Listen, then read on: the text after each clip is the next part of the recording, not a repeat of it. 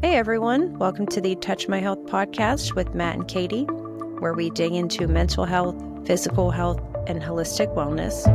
We share personal stories and struggles that we have overcome. These are our own opinions and experiences. Enjoy. Hey, everybody. Welcome back to the Touch My Health podcast. My name is Matt. I'm Katie. Have you ever felt overwhelmed, on edge, and just like you're stuck in survival mode? If you have, you're not alone.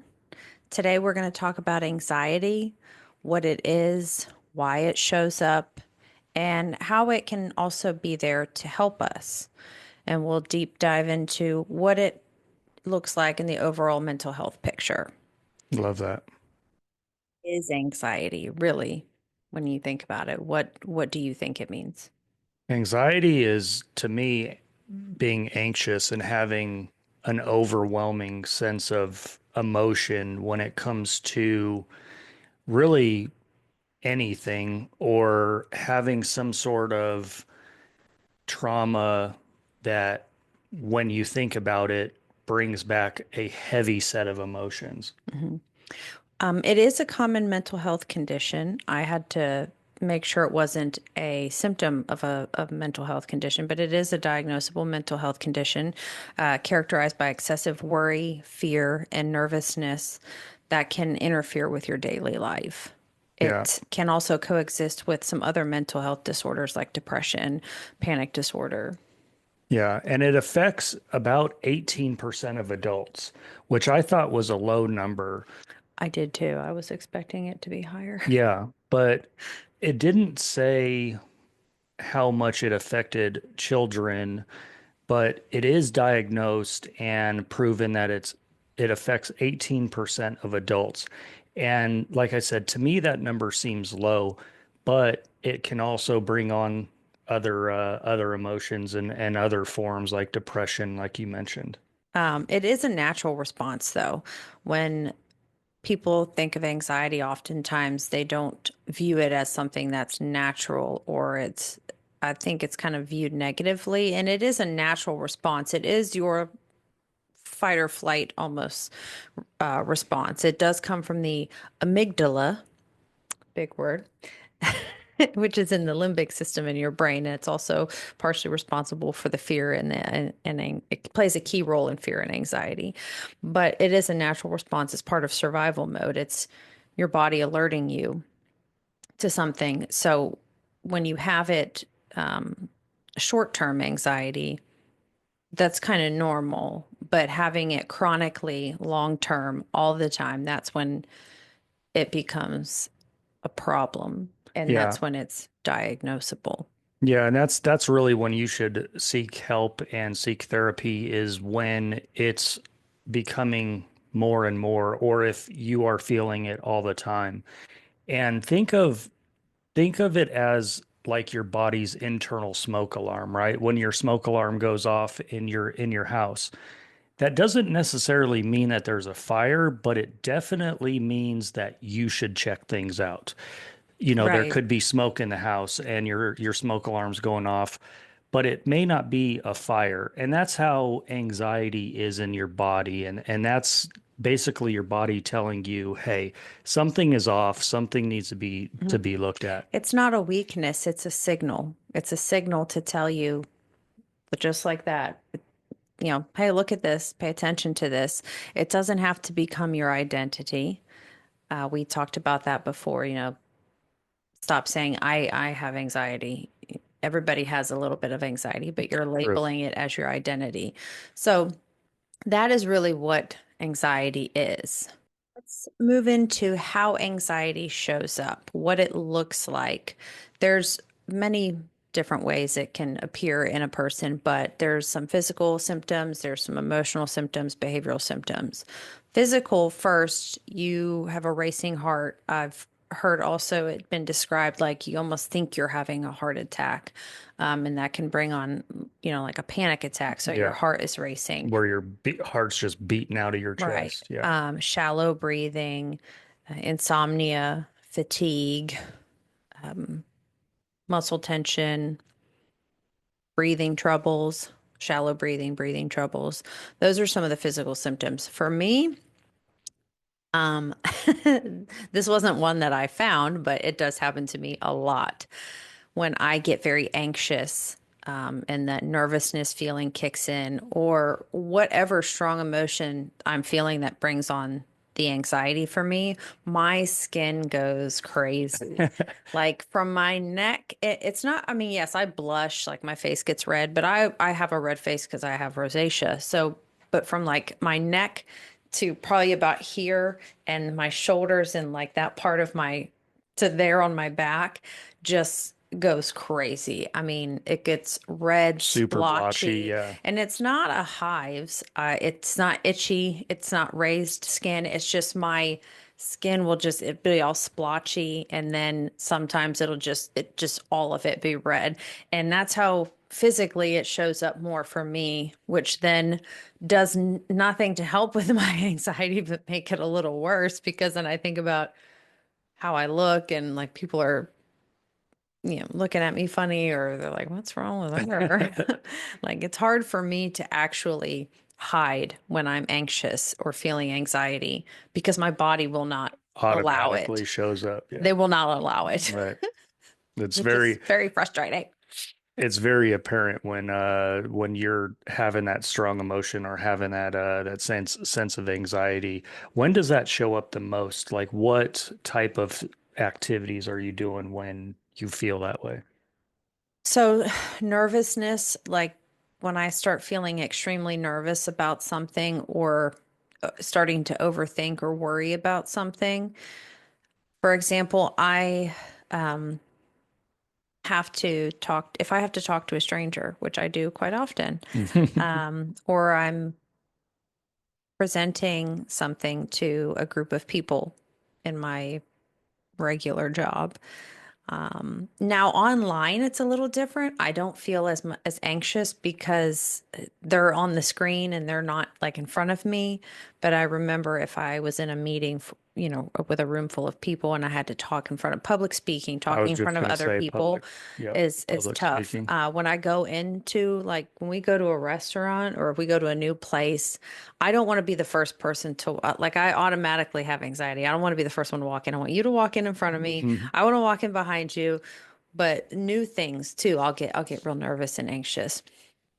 So those are I mean, that's where That physical, the physical shows up on your body, right? yeah. And that's not a common one that I read, but That's the way it that's how shows it up on. shows up for me. Yeah.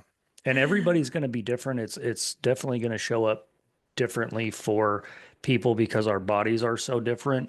So although it may show up in redness on your chest and your neck for you, it may show up for other people in different ways. Yes.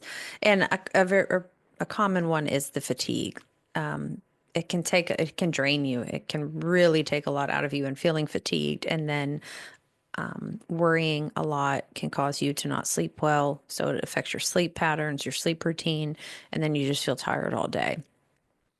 Some emotional symptoms, though, are fear, constant state of fear or dread, restlessness, irritability, persistent worry, rumination. Rumination, I think, for me is a big one. I know I can get stuck in that ruminating cycle of having thoughts that are running through my head, and you wind up just thinking about them over and over and over again. Then you wind up going down a rabbit hole and situations that have never happened, probably won't happen. Yeah. But you're so fearful and worried about something that you've created a whole story in your head that will more than likely never happen.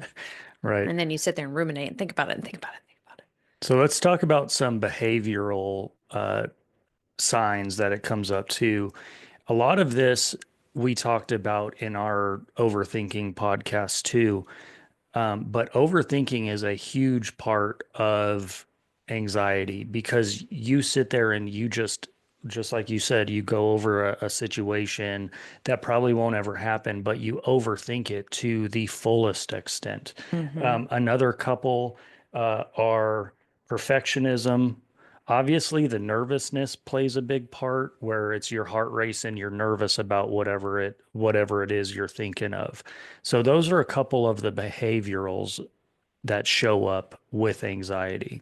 I was surprised when I saw perfectionism as something when I was doing my research because I guess I just don't think of perfectionism as a form or a way that anxiety shows in your behavior. But after I thought about it, I could see it because if you are so anxious about something that you feel like if you don't perfect it, it's like all for nothing. Yeah, You know, it has to be perfect, or else you're going to sit there and worry about it, or you're going to beat yourself up, or you're going to have all these other anxiety-filled thoughts. right. Which ties Then, right back into the overthinking is you're trying to perfect something to, you know, make it the perfect way and the perfect whatever, and you overthink about it, which then stimulates your body, which makes your heart race, and yeah. it all ties right back into Well, to and itself. the flip side of that, the opposite of that is avoidance. Right. Just completely avoiding, which I feel that sometimes I do that as well.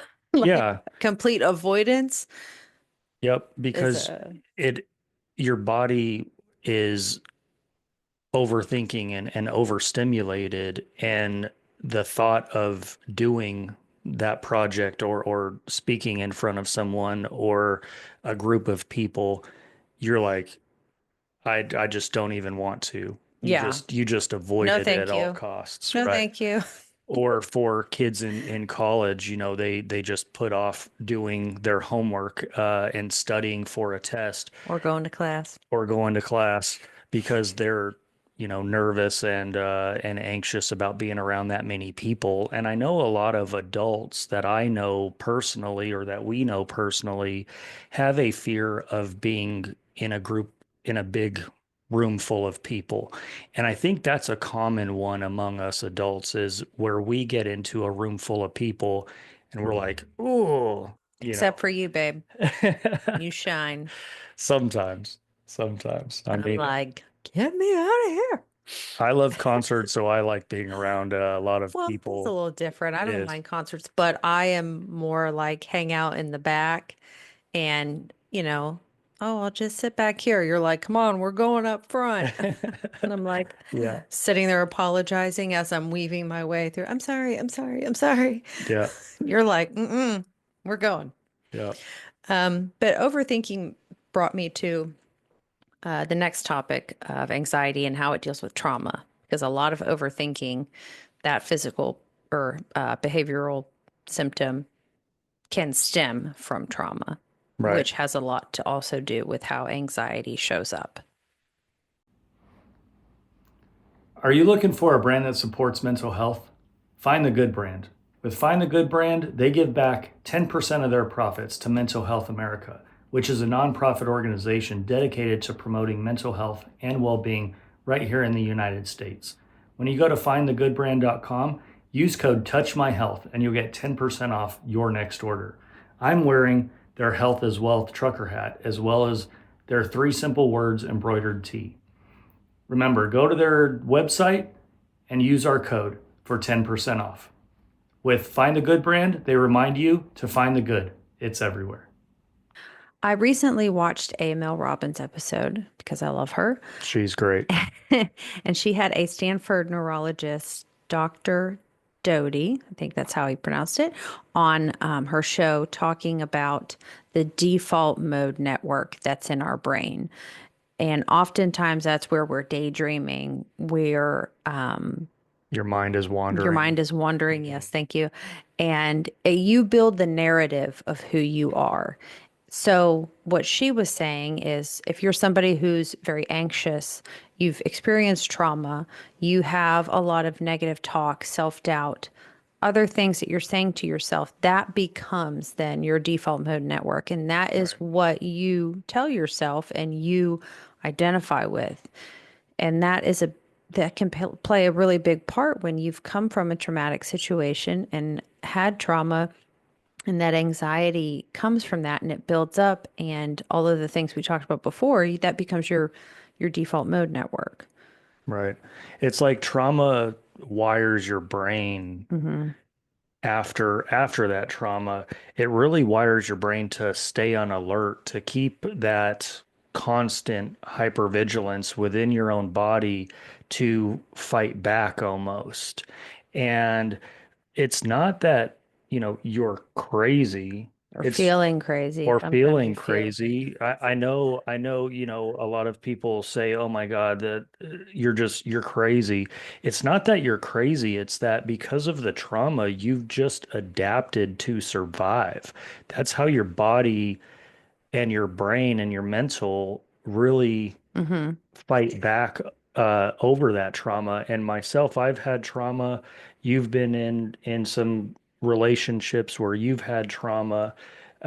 So why don't you tell us about how? So yeah, so I have a personal story, and the trauma is not that it was, I don't want to say super traumatic, but it was just it was in a mentally abusive relationship. So Mhm.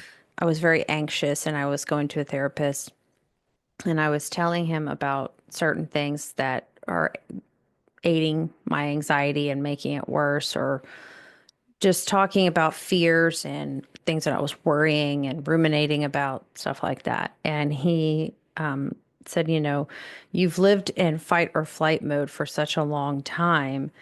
And now that you're in a constant calm environment, it's like you're being hyper vigilant. You're just trying to anticipate the next, like when the next blow is going to come.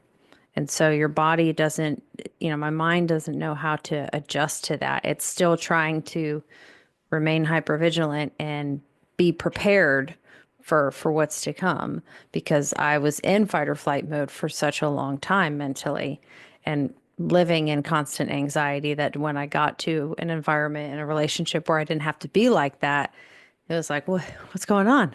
Wait, what?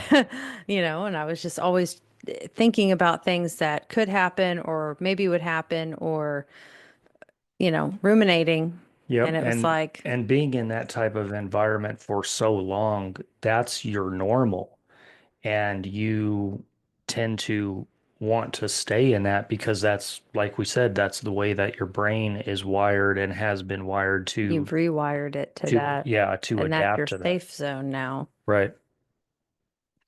So, you have a I do. story time? There was a one relationship that I was in after my marriage, for a short time, where this girl was always anxious about everything. And she would tell me, "Oh my gosh, I have anxiety. I have anxiety all the time. I have anxiety over, whatever it was." And it became contagious.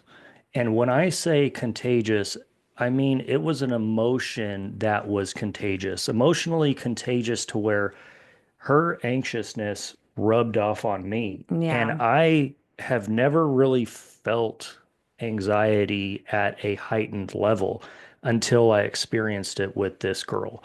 And I remember getting ready. We were going to go out, go hang out, and I remember getting ready and just have this overwhelming sense of nervousness. My heart was racing out of my Not in a good way. my chest. No, not in a good way at all. Like, it wasn't the butterflies in the stomach. It was Yeah. like I was jittery, I was nervous, and we had, been together for a couple of months or something. And I just remember thinking that this is not normal. And it's something that my body was telling me isn't Hmm. normal. And I remember just saying, you know what? I can't do this anymore, Yeah. because that was something, a red flag to me, that this isn't normal, that I was able to identify what this was, and something that I had never experienced before. Yeah, I think if you're somebody who's very, like we both are, pretty susceptible to picking up other people's like Yeah, vibes and energy, things definitely. like that.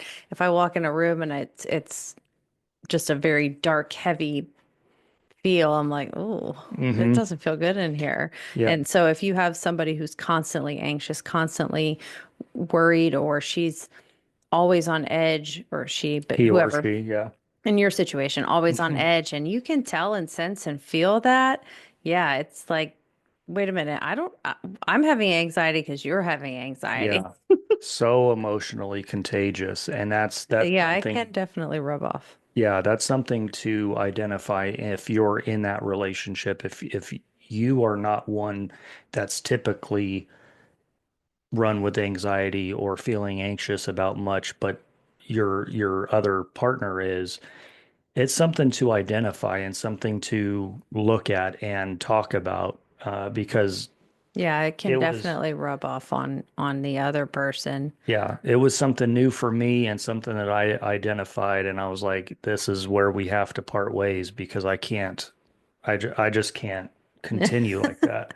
I'm a little too laid You, back in you that sense. poor thing, probably made her more anxious. But I had to, for myself, I had Yeah. to build that barrier and wouldn't allow that for Mhm. my life and for my world. Well, it's a good segue too into what you can do to help overcome the anxiety, the chronic anxiety. Let's talk about some things you can do now that will help alleviate anxiety. Okay. So, grounding techniques are a good one. There's one in particular called the 5-4-3-2-1 method. I have heard of it, but I wasn't super familiar with it. And so I went to Google, did some research, and basically it helps anchor you and it uses all your senses to kind of distract your brain and your mind from whatever it is that's making you feel really anxious. Love that. It's concentrating on 5 things you can see, 4 things you can touch, 3 things you can hear, 2 things you can smell, and 1 thing you can taste. Oh, do you say And that they say them out loud? no, so that's glad you said that. It's something you can do discreetly. Like if you were in a situation where you're feeling really anxious or the anxiety is creeping up, you start Mhm. feeling your heart race, all those symptoms we talked about. This is something you can just do in your mind. You just take a minute and start doing 5. Okay, so 5 things I can see and pay attention to what they are. So I see like right now, I see a beige wall. I see a TV, 5 things. And then 4 things you can touch. I can touch this couch that we're sitting on. I can touch this microphone. Yeah. And the 3 things you can hear. So I can hear the computer noise. I can hear the Me talking. AC. Yeah. Right. 2 things you can smell. I can I can smell my cologne, my perfume, or Yeah. smell the candle burning. Love it. 1 thing you can taste. I can taste that I'm hungry. I can taste that I don't have a taste in my mouth because I'm hungry. So it just stops you from thinking and focusing on what you're really anxious about and grounds you, centers you, puts you in the moment and gets your mind off of it. And hopefully by that point, you'll have calmed down. Good. Deep breathing technique, you? Yes. So I love the 4-7-8 method, and this is a breathing technique. So the 4-7-8 method is you breathe in for 4 seconds, you inhale 4 seconds, and then hold your breath for 7 seconds, and then you exhale for 8 seconds. I want to try to, because I feel like holding your breath for 7 seconds. Like, I don't know. I'm not good at holding my breath. It's actually not that long, and I did it twice ahead of this podcast because I wanted to see 4 seconds of breath doesn't seem like much, but when you are exhaling, count your exhales, and I just did it. it actually is super easy. And I didn't think 4 seconds of intaking breath would then give you 8 seconds of exhale, and it does. And it calmed me down immediately. It was pretty wild. That 4-7-8 method is a good one also. So when I'm having trouble falling asleep and you feel me, doing these. I'm just Yeah. gonna tell you, babe, I'm trying to go to sleep. Yep. Calm yourself down. Trying That's to calm great. myself down. So those are some grounding techniques and deep breathing techniques. There's also lifestyle support, getting regular exercise. Obviously, sleep is very important. It's a really good foundation for how your whole entire day is going to go, but also healthy supplements. We do have a health and wellness brand also that we That we or a partner with. company that we Hmm. partner with, and it's all holistic health. It's naturopathic doctor formulated. So if you're looking for an alternative to or just a natural alternative to medication and not something that the doctor or big pharma is prescribing for you, we do have two that were I think the two most best ones that I thought of, two most best ones I thought of, God, the best ones that I thought of when it comes to anxiety that we have. The first one is Calm, and we'll put a picture up here so you can actually see what the bottle looks like. But this one has adaptogens that specifically support mood and mental clarity and brain function. Also, adaptogens, meant to say this before, I had to just quick little lesson if you don't know what adaptogens are. They are um, certain ingredients found in plant or active ingredients found in certain plants and mushrooms that aid your body in dealing specifically with stress, anxiety, fatigue, regulating emotional reactions to stress. And so we use a lot of them in our formulas. Yeah. And the Calm is and was formulated for this specific. Hence its name. Yes, it's specifically formulated to help your body calm down. It's so amazing. When you take it, it'll, you know, Regulate your. regulate your body, and it's got ashwagandha and holy basil leaf in it. Those are the two big ingredients, along with several others that really help calm your brain down. Mhm. We love it, and our second product is our Adapt. We will also put another picture up here. Yep. Our Adapt has, it's in a pill form like the Calm, again, keeping big pharma out of your body, but it has 8 functional mushrooms. And if you've heard of functional mushrooms, they're the 8 that are in this pill is lion's mane, Reishi. reishi, chaga, turkey tail, maitake, king trumpet, and blue oyster. These are 8 functional mushrooms all packed into one small pill that you can take, and it does the exact same thing, is calms your body down. It has no caffeine. It Neither of has, these have caffeine in yeah, them. they don't have any stimulants, no caffeine, but the Adapt is my personal favorite. Like that, I will not go a day without taking that. It really helps with your cognition and also your adrenal support. And that's where it kicks in with helping to reduce those feelings of anxiety. For me personally, when I take it, I just feel like I can conquer the day. I feel like when I get really overwhelmed, that the dread feeling doesn't really kick in.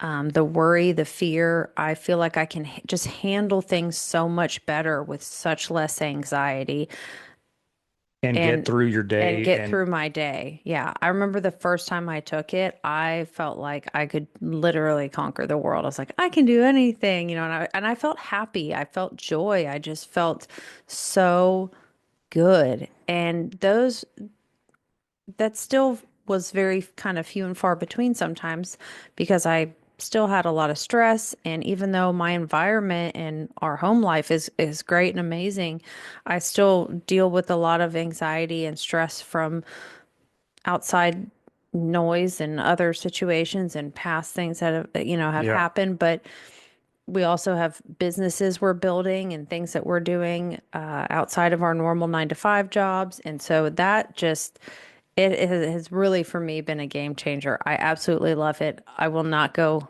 a day without taking it. yeah. And the lion's mane is great for mood support. That basically, I mean, the Adapt is our Hmm. focus happy pill because I mean it. Focus happy pill. Yeah, Yes. yeah, And so the turkey tail mushroom too, if you're not familiar with that, I would encourage you to go look up a lot of benefits to, benefits to that. yeah, What's the one website that we were talking about that's a really good one to use to look up turkey tail? the The Mayo May, Clinic. is it Mayo Yeah, Clinic? Yeah. Mayo Clinic. And that one is good too for cognitive function, immune support, hormonal balance, it supports gut health. And we all know gut health is really important. That also can help with anxiety and Yes. relieving that, starting with your gut. But yes, these are the two out of all the products we have. If we're talking about anxiety and that constant dread feeling and the worrying and the anxiousness and everything that comes along with that, these were the two that first came to my mind that I would definitely recommend someone if you're trying to do a holistic approach as far as medication and supplements go. Yeah, we want to keep big pharma out of our bodies, and Ours, yeah. we encourage others to do so as well. Other things you can do are journaling, therapy. Therapy is a great one. It's a real great tool to have in your tool belt. Hmm. We, And journaling can also, well, therapy, yes, but journaling also can, journaling can help when you write it down. It, I feel like it doesn't make it as scary. Like when you write it down, you give it less power. You get it out of your mind. you're able Um, to identify the problem, and mhm, that's the biggest step to healing is identifying the mhm, problem. That's the first step is being able to know what the problem is and what's causing you anxiety and mhm, what's causing this nervousness, your heart mhm. racing, all of these symptoms. Yeah, and when you have a lot of anxiety and a lot of things going on in your mind, it can help really alleviate it when you write it down and you journalize it because you almost feel like it's a weight lifted off you. Like I've got that out. Okay, I got it down. I mean, therapy is always great. Yes, we encourage that as well. Hmm. So if anxiety is holding you hostage, you feel like it's just got a grip on you, you can take back control. You can do something by following one of the steps that we outlined. So whether that's the grounding, the breathing techniques, the holistic supplements, if you are on medication or if you want to use, doctor medication, that's, your choice as well. We choose to use holistic supplements. It's just what works best for us.